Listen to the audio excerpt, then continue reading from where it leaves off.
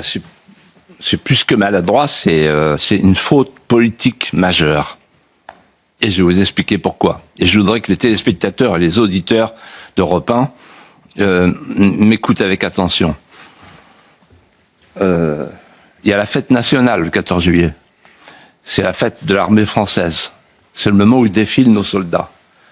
Et bien sûr, nos pompiers, nos infirmières, etc., les grandes écoles, les polytechniques, tout ça. Et là, on substitue à cette fête nationale une fête euro-ukrainienne en transformant les Champs-Élysées en champ de bataille allégorique et en faisant défiler, je cite Van der Leyen, écoutez-moi bien, l'armée européenne, ça y est, on y est. C'est-à-dire qu'en fait, on dit à l'armée française, vous restez dans vos bunkers, on fait défiler l'armée européenne. Donc il y aura les 37 pays de la coalition prêts à aller en Ukraine. Il y aura le ciel ukrainien, vient de le dire. Il y aura des munitions sur les avions pour impressionner le public, sikh. Et il y aura le patron des armées de l'OTAN, donc c'est sous la présidence de l'OTAN, on ne peut pas être plus soumis, la France, vous vous rendez compte où on en est, à la fin de deux quinquennats de Macron. Donc c'est l'OTAN qui va commander, et Van der Leyen, l'inérable. Et à la fin, il y aura l'hymne à la joie, donc tout est dit. Voilà. Alors, c'est malvenu, en plus. Et je vais vous dire pourquoi c'est malvenu. J'y ai fait allusion il y a 8 jours. Personne n'en parle. Personne ne dit ce que je vais vous dire maintenant. C'est malvenu parce qu'en fait, l'Ukraine est en train de mal tourner. Là. Non seulement il y a la corruption, mais il y a quelque chose de beaucoup plus grave. C'est que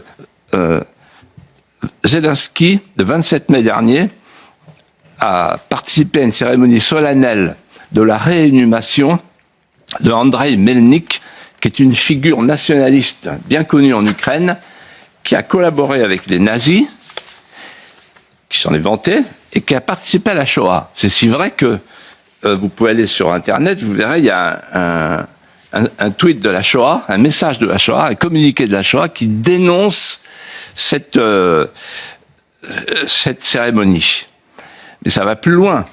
Il a désigné du nom d'une ancienne organisation pro-nazie, Zelensky, une unité militaire prestigieuse de l'Ukraine. Et si vous allez à l'Institut de la mémoire vivante de l'Ukraine, aujourd'hui, vous voyez des figures nationalistes qui ont collaboré avec les nazis. Donc, cette petite touche nazie qui va arriver sur les Champs-Élysées, ça ne me dit rien qui vaille. Parce que l'armée française, c'est la résistance au nazisme. Si la France existe encore, c'est qu'elle a résisté au nazisme.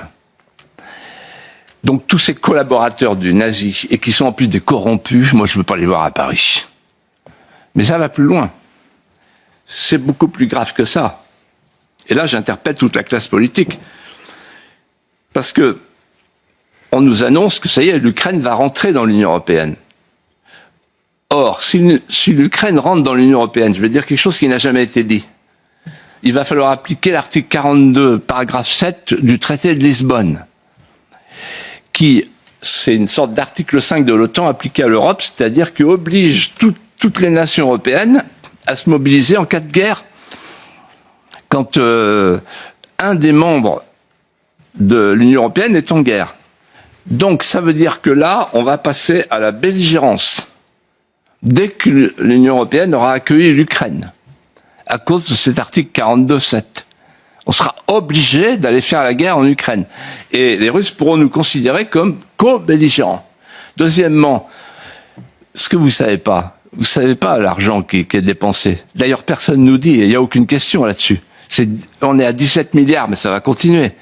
Pendant que l'infirmière libérale ne peut pas remplir son réservoir d'essence, pendant que nos paysans crèvent parce qu'ils peuvent pas alimenter leurs tracteurs, ils peuvent pas utiliser leurs tracteurs, etc. Et tant de Français qui se plaignent de la stagflation et d'être pris à la gorge à partir du 15 du mois, pendant ce temps-là, 17 milliards à l'Ukraine et ça continue.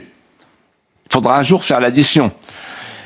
Et enfin et surtout, et je termine par là, qu'est-ce que veut von der Leyen ? Elle veut, en fait, transférer la dernière compétence qu'elle n'a pas, la compétence défense, pour faire l'armée européenne et devenir un État. Parce que quand vous avez la compétence défense, vous êtes un État. Et qu'est-ce que veut Emmanuel Macron ? Il veut d'abord faire oublier que la menace existentielle qui concerne la France, c'est l'islamisme militant, c'est l'islamisme galopant. On le voit tous les jours. C'est pas la Russie. Et donc, qu'est-ce qu'on va faire en Ukraine ? On ferait mieux d'utiliser nos forces de sécurité chez nous. Là, par exemple, on va déguster avec la fête de la musique, là, etc. Et il y a une autre raison cachée que je n'ose pas vous dire, mais à laquelle je pense. Et si vous insistez... Non, j'insiste pas forcément. Alors, puisque vous n'insistez pas, je vais vous le dire. C'est que il y a une chose qui me frappe beaucoup avec mon expérience. Pardonnez-moi. Parce que je connais la vie publique depuis le temps. Pourquoi à l'élection présidentielle, la date n'est pas fixée ? À ce jour, la date n'est pas fixée.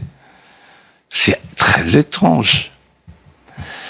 Et par moments, je me dis, est-ce que Macron, il n'est pas en train de jouer à la guerre pour pouvoir... ils ont parlé de ça avec Zelensky le jour à Evian,